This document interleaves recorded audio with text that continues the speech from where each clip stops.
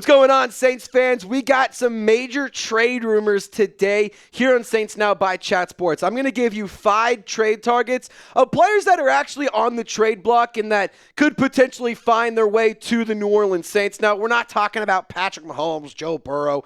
We're not talking about something crazy like that, but we are talking about some big ticket players and some interesting options that the New Orleans Saints should at least consider and players that could fill some positions in need. The Saints made a lot of good draft picks, but they still have one glaring need. And in my opinion, that is a big-bodied wide receiver. So let's start off right there. George Pickkins, wide receiver. That's the first trade target that we're going to discuss on today's video. I think that this could be an interesting option. I think George Pickkins is a really good football player, and I think that he is a guy that if you can put him in a good culture and you can put him in an area with good leadership, then he's going to be a player that can really do some good things for the long term. Like I said, the Saints have a glaring need at wide receiver, especially a guy like George Pickkins who could just be a playmaker, to be totally honest. And of course, he's not this super jacked, huge, big-bodied dude, but he is a physical playmaker that is a contested catch freak. He is just a ridiculously good catcher of the football. There are some questions around the maturity and the character of George Pickkins, and the big question is, do the Steelers even want to trade him? Because there was trade rumors around his name before the NFL draft. The Steelers inevitably did not trade him, and there's also a lot of chatter between getting George Pickkins, the quarterback, Aaron Rodgers, and also Pittsburgh didn't even draft a wide receiver this year. So, would they even want to trade him? I don't know. But if he's on the trade block like he was before the draft, I'm interested. 6'3", 200 pounds, only 24 years old. To me, that's nice. I kind of like that. And he's a player who had over 1,000 yards in 2023. And, for the Saints, I think putting him next to Chris Olave and Rashid Shaheed could be a nice little compliment. And at the end of the day, I think it would be a very entertaining draft or free agency addition or trade, I should say, nonetheless. I will say, if it comes down to whether or not the Saints should do this, maybe explore it, because George Pickkins is entering the final year of his contract. So maybe the Steelers are like, we don't really want to deal with paying him. Let's just get a draft pick in return. He's a headache anyway. We're going to let him walk. Let's go and get a pick. Maybe the Saints are a team that could be interested in that. What's worth considering? Kellen Moore is trying to establish a culture. Will George Pickkins put a wrench in that culture? I don't know. That's something that has to be considered, though. Another player to talk about, Jaylen Ramsay, the defensive back. He's currently with the Miami Dolphins. Can play pretty much anywhere on the defense if you need him to. And look, this is a very versatile, very good football player, really good defensive player. And Brandon Staley even credited him, saying that he's the reason why he was able to get a head coaching position after he was the defensive coordinator for the Los Angeles Rams when they won a Super Bowl. Him and Aaron Donald were big reasons for Brandon Staley's success. And look, there's reports out there that the Dolphins and Jaylen Ramsay agreed mutually to explore trade options. So it looks like a separation is in the horizon for both of these parties. And he does have ties to the Saints through Brandon Staley. So that's kind of cool. It's kind of interesting.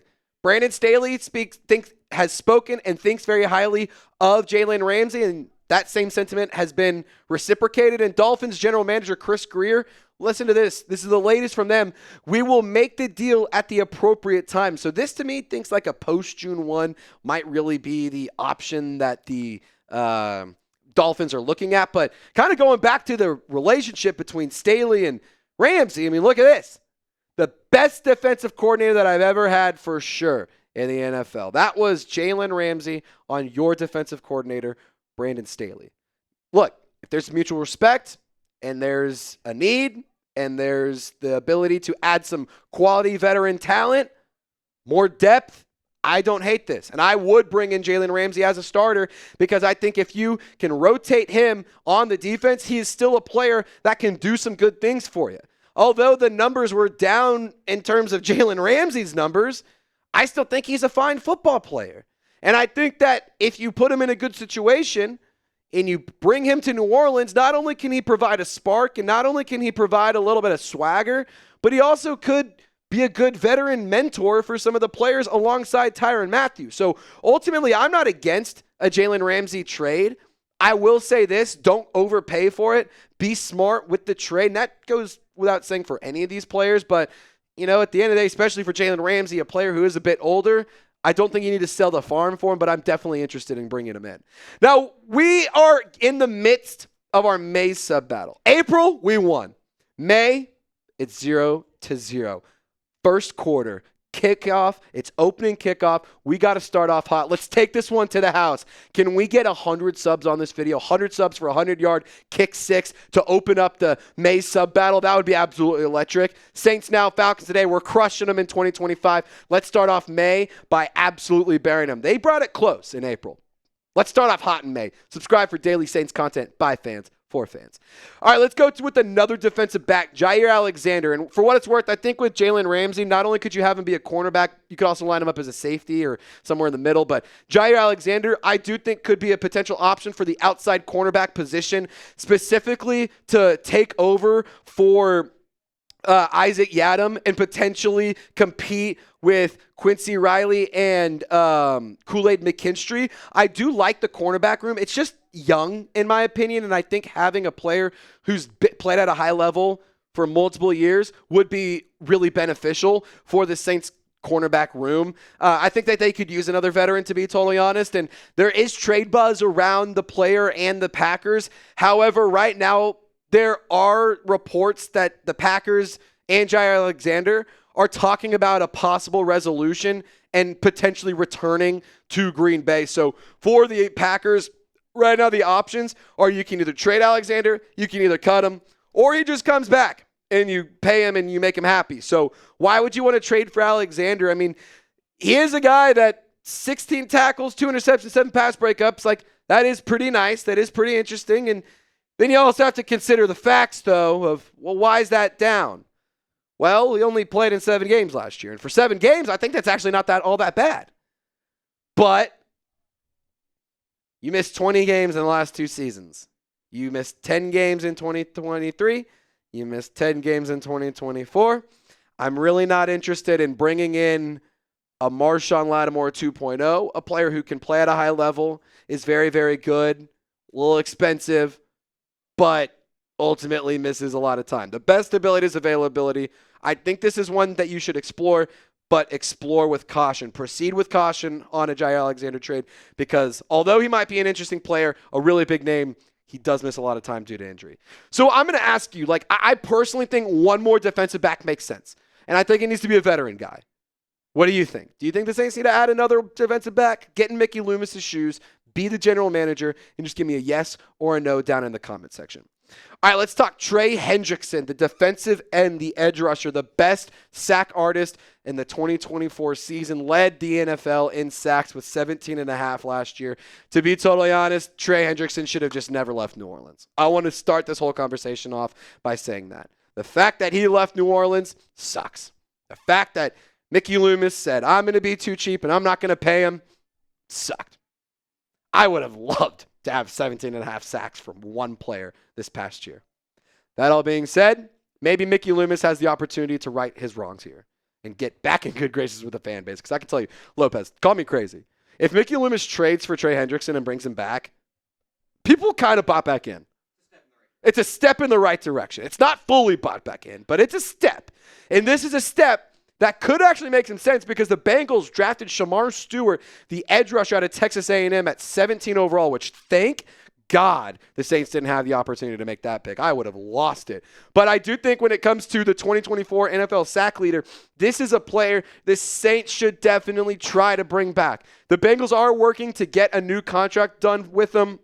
They're interested in bringing him back. They want to bring him back, but money runs out eventually. And look, the Saints pass rush was really bad last year. Alontae Taylor was at top 5 in sacks, which shout out to him, but it's not a very good thing when you have a lot of good edge rushers and you have a lot of players who are just not putting up sack numbers. Like, you just got to add to it. And Trey Hendrickson might be the best edge rusher in the league outside of Myles Garrett, maybe.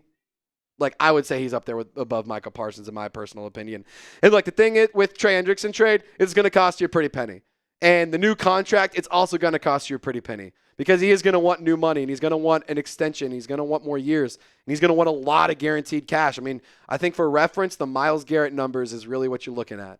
But premier players get premier money, and premier players require premier trade compensation. So this is a trade. If you want to make it happen, Mickey Loomis, it's going to cost you a lot more than it would have if you would have just kept him as a free agent. I mean, over the last handful of seasons, this guy has just been freaking ridiculous. Back-to-back seasons with over 17.5 sacks. He is a machine. He just produces so much good football, and he is a player that could make a huge impact on the New Orleans Saints defense. At the end of the day, I don't know if this is a trade that'll happen, but if it does happen, I would be really happy about it. Now, really quick, I want to tell you about today's presenting sponsor, and that is Fanatics. If you want to get some new Saints jerseys, chatsports.com/Saints jerseys. The link is in the comments and description of this video. If you want to get any of the players from the draft, we have jerseys available for you. Most of them should be available here soon. I know we have Kelvin Banks, but we're still waiting on Tyler Shuck. We're still waiting on a couple of other a couple of other ones to come in, like Devin Neal and whatnot. But for what it's worth, we do have Alvin Kamara, we do have Cam Jordan, we do have Kelvin Banks, we have Home, we have Way, we have Color Rush, we have any of those that you want. Chatsports.com/Saints jerseys. Get them today. Link is in the comments and description of this video. Now, let's go to our final trade target here, and this is a name that actually has ties to New Orleans due to our head coach, Dallas Goddard, the Philadelphia Eagles tight end. He is a player who is on the trade block, and he's a player who, to be honest, might actually be worth considering here. He does have a cap hit of $11.76 million in 2025. However, he does have no guaranteed money left, and maybe this is a reunion that could make sense. I mean, he was really effective in Kellen Moore's offense when he was available. And Dallas Goddard is a staple of the Eagles offense, and he's, a blue chip player for Philadelphia, and he's a player that the team and the fans love out in Philly. And like, Kellen Moore won a Super Bowl with them. Why would you not want to bring him in? And we all know that tight end was a position in need going into the offseason. You signed Juwan Johnson. You drafted Maliki Mataval. You also have Trayton Welch, Dallin Holker, Micah Jacobson. You signed Jack Stoll. But with Taysom Hill not really being a true tight end, and he's not really going to be available until probably October, I think adding another tight end makes some sense. And I think Dallas Goddard could be a good player to do that. And I think that he could be a player that Kellen Moore already has familiarity with. And we know the offensive philosophy for Kellen Moore is you get your best players on the field. And it doesn't matter if you have multiple great running backs. It doesn't matter if you have multiple premier tight ends. You're going to put your best players on the field. If you have two premier tight ends, you're going to play in 12 personnel. If you have Juwan Johnson and you have Dallas Goddard, you're going to find a way to get them both on the field. Just because you signed Juwan Johnson to a 3-year, $30 million contract, for what it's worth, is not an overpay, because that is bottom half or about average of tight end money in 2025. I think it's okay. I would be totally okay with trading for any of the players we mentioned. Specifically, guys I'm interested in: George Pickkins, Trey Hendrickson, Dallas Goddard. Those are the three that I'm definitely the most interested in. Now, if you guys want to get more content in between these videos, hit me up on social media: Instagram, Twitter, and TikTok. I have the links all available in the comments and description. You also can see it right here. Just search your boy up, Trizzy Trace, on all three platforms. I post all the time. Y'all stay golden, Who Dat Nation. Thank you so much for tuning in. We'll see you next time.